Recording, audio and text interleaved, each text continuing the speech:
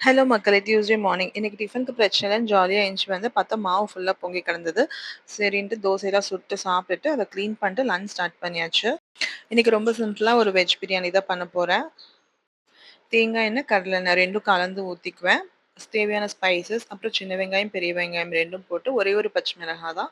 ஏன்னா 2வது பாப்பா வந்து கொஞ்சம் காரம் கூட இருந்தா கூட டிஃபன் பாக்ஸ் அப்படியே கொண்டு வந்துடுறா. அதனால ரொம்ப காரம் கம்மியா தான் நான் பண்ணியிருந்தேன். அப்புறம் பீன்ஸு, காலிஃப்ளவர், கொஞ்சம் ஃப்ரோசன் பீஸ் இருந்தது. எல்லாத்தையும் போட்டு நல்லா வணக்கிட்டு, தேவையான அளவு தண்ணி ஊத்தி வேக வச்சுட்டேன்.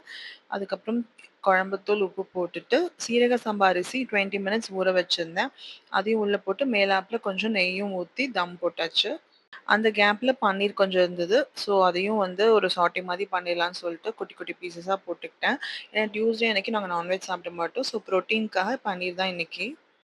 கூட வந்து தேவையான ஸ்பைசஸ்லாம் போட்டு கொஞ்சோண்டு தயிர பீட் பண்ணி ஆட் பண்ணிப்பேன். ஏன்னா, அந்த கரம் மசாலாவும், தயிரும் சேரும்போது ஒரு வேற லெவல் டேஸ்ட் குடுக்கும்.